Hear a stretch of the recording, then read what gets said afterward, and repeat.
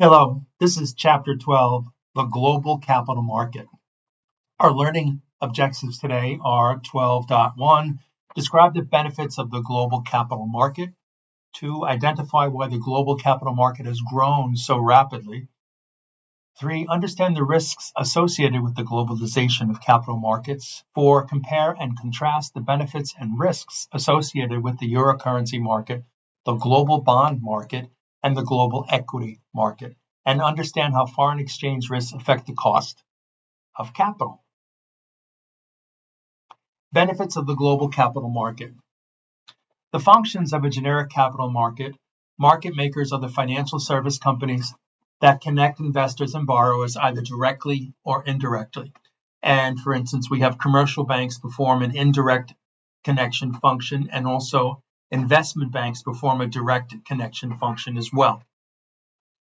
The main players in the generic capital market include investors, and those investors consist of companies, individuals, institutions, and then you have market makers, which are the commercial bankers and investment bankers, and then the borrowers, the individuals, the companies, and the governments as well.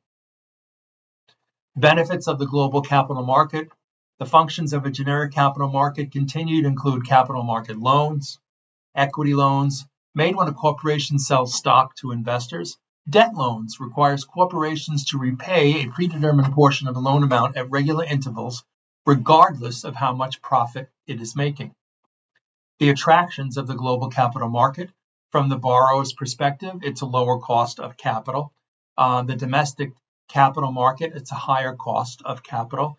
The global capital market, lower cost of capital. And the cost of capital refers to the price of borrowing the money, or the cost of money.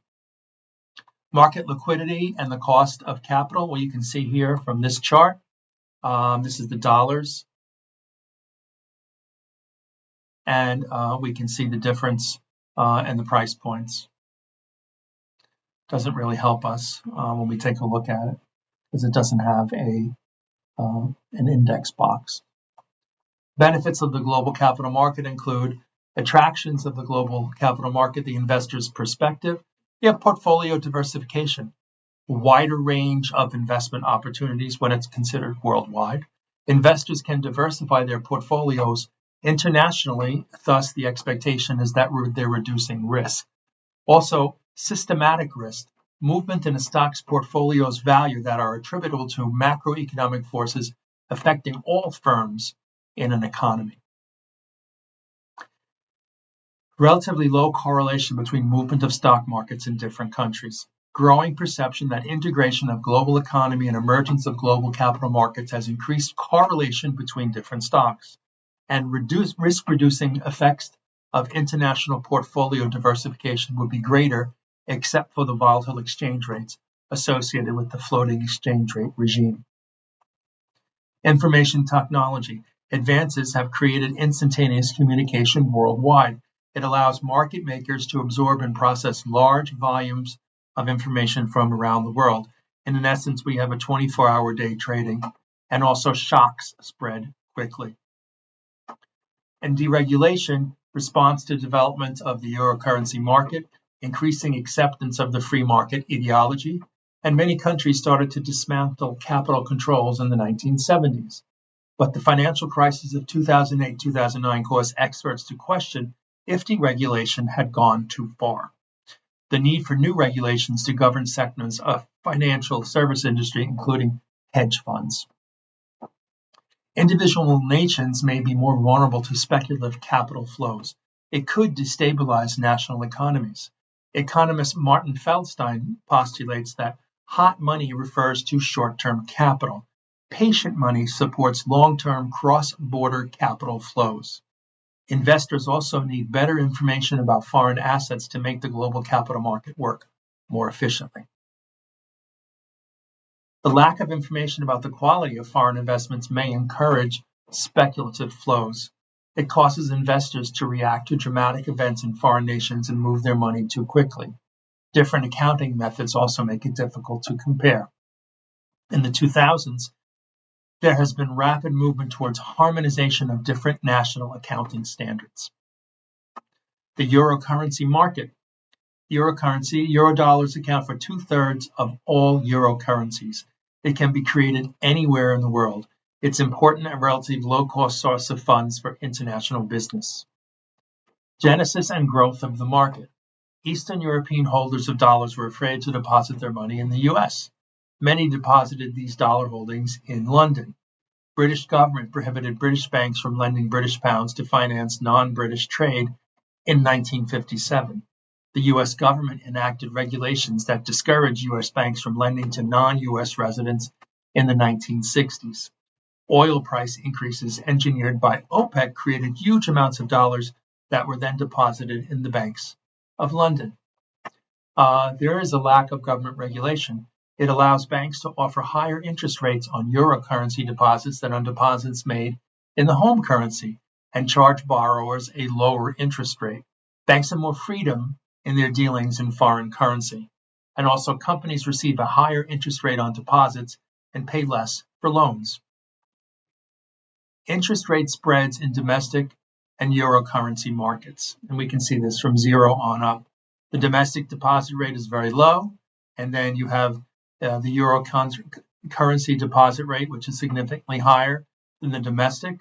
And then the euro currency lending rate is here, and the domestic one is even higher. So foreigners get better deal than the domestic people in that market.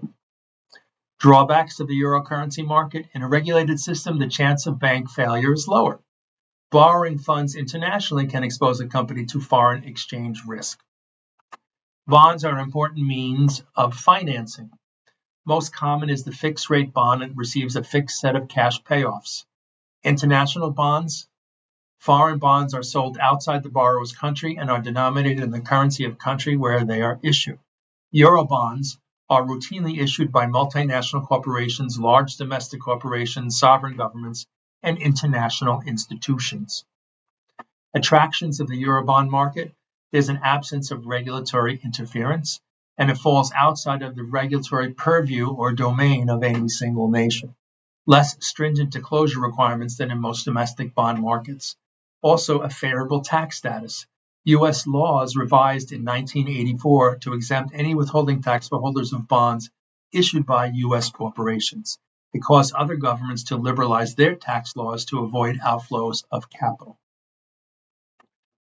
The global equity market. National equity markets historically separated by regulatory barriers. It's difficult to take capital out of a country and invest it elsewhere. Corporations frequently lack the ability to list their shares on stock markets outside of their home nations. It's also difficult to attract equity capital from foreign investors. The consequences of international equity investment include internationalization of corporate ownership, and companies historically rooted in one nation are listing stock in equity markets of other nations. Foreign exchange risk and the cost of capital. The floating exchange rate regime complicates foreign exchange risk. Adverse movements in foreign exchange rates can substantially increase the cost of foreign currency loans.